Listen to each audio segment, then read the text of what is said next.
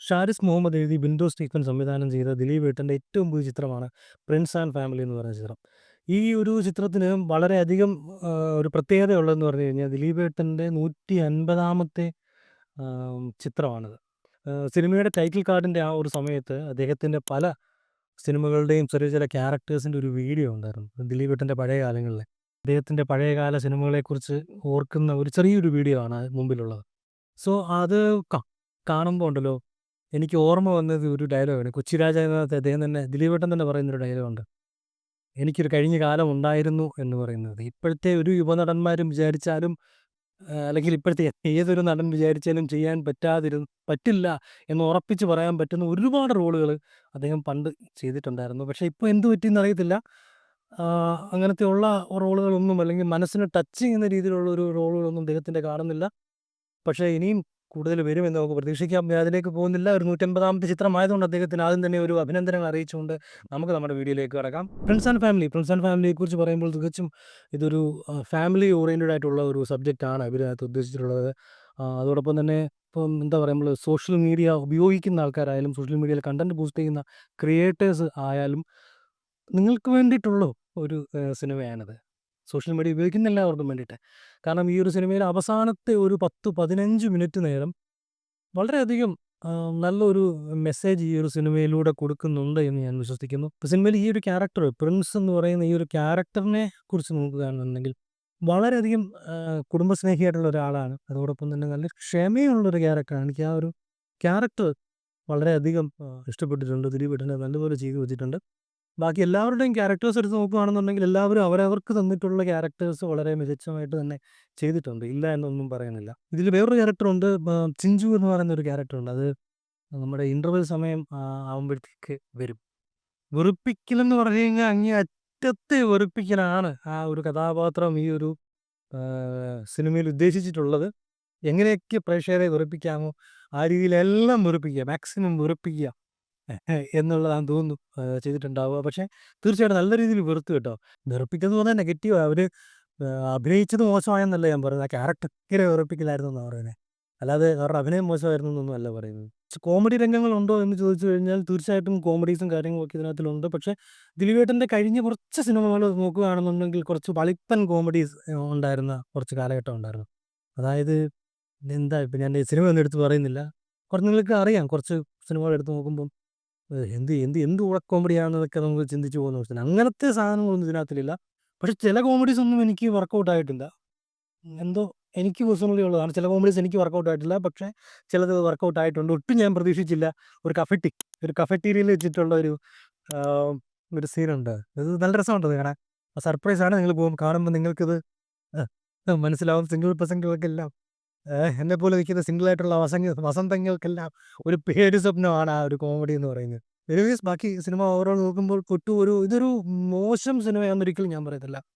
ഇതൊരു എന്താ ബ്രഹ്മാണ്ഡ ചിത്രമാണ് എന്ന് ഞാൻ പറയത്തില്ല. It's A very good movie. നിങ്ങൾക്ക് തിയേറ്ററിൽ പോയിരുന്ന് ഫാമിലിയായിട്ട് പോയിരുന്ന് കാണാൻ പറ്റുന്ന ഒരു ഫിലിം തന്നെയാണിത്. ഇതിനകത്ത് യാതൊരു സംശയവുമില്ല. ₹150 മുടക്കി നിങ്ങൾ ഈ സിനിമ കാണുന്നുണ്ടെങ്കിൽ തീർച്ചയായിട്ടും നിങ്ങൾക്കൊരു നഷ്ടം ഉണ്ടാവില്ല. കാരണം ഞാൻ പറഞ്ഞല്ലോ, നേരത്തെ ഈ സോഷ്യൽ മീഡിയ ഒക്കെ നിങ്ങൾ ഉപയോഗിക്കുന്ന ഒരാളാണെങ്കിൽ തീർച്ചയായിട്ടും നിങ്ങൾ കണ്ടിരിക്കേണ്ട ഒരു ഫിലിമാണ്. ആരെങ്കിലും എന്തെങ്കിലും പറയുന്നത് കേട്ടിട്ട് അത് സത്യമാണ് എന്ന് വിശ്വസിക്കാതെ നിങ്ങൾക്ക് നിങ്ങളുടേതായിട്ടുള്ളൊരു അഭിപ്രായങ്ങളുണ്ടാവും. അല്ലെങ്കിൽ നിങ്ങൾക്ക് അത് അവർ എന്താണോ അവർ പറയുന്നത് അത് സത്യമാണോ ഇല്ലയോ എന്നുള്ളത് അന്വേഷിക്കുക എന്നുള്ള ഒരു തീമൊക്കെയാണ് ഈ ഒരു സിനിമയിലൂടെ പറയുന്നത്. അത് നിങ്ങൾ കണ്ടു നോക്കുമ്പോൾ നിങ്ങൾക്കത് കൂടുതലായിട്ട് ഡീറ്റെയിൽ ആയിട്ട് മനസ്സിലാവും. പിന്നെ ഫസ്റ്റ് ഹാഫിലേക്ക് വരുമ്പോൾ ഫസ്റ്റ് ഹാഫൊക്കെ കുറച്ച് എവിടെയൊക്കെ കുറച്ച് വലിച്ചു നീട്ടുന്ന പോലെയൊക്കെ എനിക്ക് തോന്നിയിട്ടുണ്ടായിരുന്നു. പക്ഷേ കുഴപ്പമില്ല, പിടിച്ചിരുത്തും പടം. ഇത്ര വലിയൊരു ബോറടി ഒന്നും തോന്നിയിട്ടില്ല. പക്ഷെ ചില ഭാഗങ്ങളൊക്കെ ചെറുതായിട്ട് വലിച്ചു നീട്ടുന്ന പോലൊക്കെ തോന്നിയിട്ടുണ്ടായിരുന്നു. ഈ ഒരു സിനിമയെ വിമർശിക്കുന്നവർ അല്ലെങ്കിൽ ഈ ഒരു സിനിമ ഇഷ്ടപ്പെട്ടില്ല എന്ന് ഒട്ടും ഇഷ്ടപ്പെട്ടില്ല എന്ന് പറയുന്നവരോട് എനിക്ക് പ്രത്യേകിച്ചൊന്നും പറയാനില്ല. അത് അവരുടെ ചോയ്സാണ്. ഇപ്പോൾ ഒരു സിനിമ ഇഷ്ടപ്പെട്ടില്ലെങ്കിൽ അത് അവരുടെ ചോയ്സാണ്. അത് അവർക്ക് എന്തും പറയാനുള്ള അവകാശം അവർക്കുണ്ട്. ഇഷ്ടപ്പെട്ടില്ലെങ്കിൽ ഇഷ്ടപ്പെട്ടില്ലെന്ന് തന്നെ പറയാം. അതിനകത്തില് നിങ്ങളാരും ആക്കേണ്ട കാര്യമില്ല. നെഗറ്റീവായിട്ട് അങ്ങ് സ്പ്രെഡ് ചെയ്യാതിരുന്നാൽ മതി. "അയ്യോ! മൂഞ്ചിയ ഫിലിമേ, പൊട്ടിപ്പോയേ, നശിച്ചു പോയേ" എന്ന് എന്നൊരുപാട് നിങ്ങൾ പറയേണ്ട ആവശ്യമില്ല. നിങ്ങൾക്കെന്താണോ അതിനകത്ത് ഇഷ്ടപ്പെടാഞ്ഞത്, ആ ഭാഗം നിങ്ങൾ പ്രത്യേകിച്ച് ഒന്ന് കേന്ദ്രീകരിച്ച് പറയുവാണെന്നുണ്ടെങ്കിൽ ആ ചെയ്തിട്ടുള്ള ഡയറക്ടർക്കായാലും ആക്ടർക്കായാലും അതിൻ്റെ പിന്നണിയിൽ പ്രവർത്തിച്ച എല്ലാവർക്കായാലും നാളെ അവരൊരു സിനിമ എടുക്കുമ്പോൾ അതിൻ്റെ തെറ്റുകുറ്റങ്ങളും അവർ മനസ്സിലാക്കി അത് മാറ്റി നല്ലൊരു ചിത്രം എടുക്കുന്നതായിരിക്കും. അതേസമയം നെഗറ്റിവിറ്റി സ്പ്രെഡ് ചെയ്യാൻ മാക്സിമം ശ്രമിക്കാതിരിക്കുക എന്നുള്ളതേ ഉള്ളൂ. ഒരു ട്രോൾ എന്ന രീതിയിൽ നിങ്ങൾക്ക് വേണമെന്നുണ്ടെങ്കിൽ പറയാം. അല്ലാത്ത രീതിയിൽ സ്പ്രെഡ് ചെയ്യാതിരിക്കുക എന്ന് മാത്രമേ എനിക്ക് പ്രത്യേകിച്ച് പറയാനുള്ളൂ. അല്ലാതെ നിങ്ങൾക്ക് അഭിപ്രായം പറയാം. ആർക്കും ഇഷ്ടപ്പെട്ടില്ലെങ്കിൽ ഇഷ്ടപ്പെട്ടില്ലെന്ന് പറയാം. ഇഷ്ടപ്പെട്ടെങ്കിൽ ഇഷ്ടപ്പെട്ടെന്ന് നിങ്ങൾക്ക് തീർച്ചയായിട്ടും നിങ്ങൾക്ക് അഭിപ്രായം പറയാം. അഭിപ്രായം പറയാൻ നിങ്ങൾക്ക് ആരുടെയും അനുവാദം ആവശ്യമില്ല. പിന്നെ ഈ ഒരു സിനിമ ഏതൊക്കെ തരക്കാർക്ക് ഇഷ്ടപ്പെടും എന്നുള്ളതൊന്നും എനിക്കറിയത്തില്ല. കാരണം സിനിമ കാണുന്നത് പല രീതിയിലുള്ള ആൾക്കാരാണ്. ചിലര് സിനിമ കാണുന്നത് ഒരു 2 മണിക്കൂർ, 2.5 മണിക്കൂർ വെറുതെ വീട്ടിലിരിക്കുക പോയിരുന്ന് ഒരു സിനിമ കണ്ടേക്കാന്ന് വിചാരിച്ച് ചുമ്മാ ഒരു എൻ്റർടൈൻമെൻറ്റിന് വേണ്ടിയിട്ട് പോയിരുന്ന് കാണുന്ന ആൾക്കാരുണ്ട്. എന്നാൽ ഒരു ഫാമിലിയായിട്ട് പോയിരുന്ന് കാണുന്നവരുണ്ട്. എനിക്ക് ഫാമിലിയായിട്ട് ഒന്ന് ജോളി ആവാൻ, ഒന്ന് ത്രില്ലാവാൻ വേണ്ടിയിട്ട് പോയിരുന്ന് കാണുന്ന ആൾക്കാരുമുണ്ട്. അതല്ല ഒരു സിനിമ ടെക്നിക്കൽ വശങ്ങളും അതിൻ്റെ ഡയറക്ഷൻ സൈഡും ഒക്കെ നോക്കി കുറച്ച് ഗ്രാഹ്യമായിട്ട് സിനിമ കാണുന്ന ആൾക്കാരുമുണ്ട്. അങ്ങനെ പല ടൈപ്പ് ആൾക്കാരുണ്ട്. അല്ലെങ്കിൽ വേറെ എനിക്കൊരു സിനിമയിൽ നിന്ന് ഒരു സന്ദേശം, ഒരു മെസ്സേജാണ് എനിക്ക് ആ ഒരു സിനിമയിൽ നിന്ന് വേണ്ടത്. അതിനു വേണ്ടിയിട്ടാണ് ഞാൻ ഒരു സിനിമ കാണുന്നത്. അല്ലെങ്കിൽ ആ സിനിമ കൊണ്ട് എൻ്റെ ജീവിതത്തിൽ എന്ത് മാറ്റങ്ങൾ ഉണ്ടാവുന്നു എന്ന് വിലയിരുത്താൻ വേണ്ടിയിട്ടാണ് ഞാൻ ഒരു സിനിമ കാണുന്നതെന്ന് കരുതി സിനിമ കാണുന്ന ആൾക്കാരുമുണ്ട്.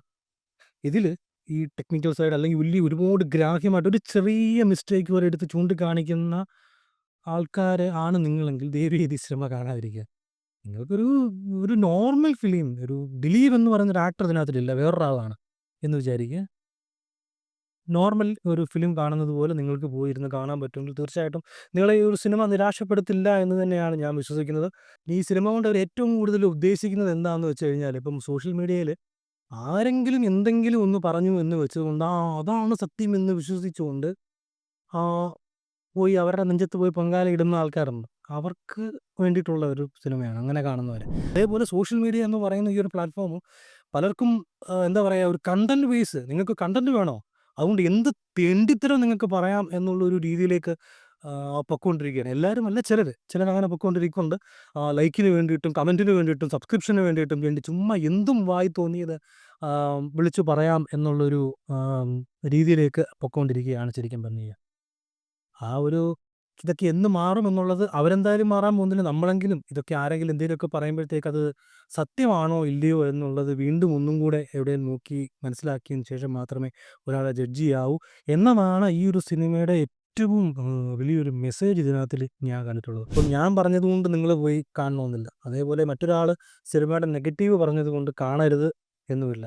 നിങ്ങൾക്ക് തോന്നുന്നുണ്ടെങ്കിൽ ട്രെയിലർ കാണുക. നിങ്ങൾക്ക് ആ ട്രെയിലർ കണ്ടിട്ട് ആ സിനിമ പോയി കാണണമെന്ന് നിങ്ങൾക്ക് തോന്നുന്നുണ്ടെങ്കിൽ ദയവുചെയ്ത് നിങ്ങൾ പോയി സിനിമ പോയി കാണുക.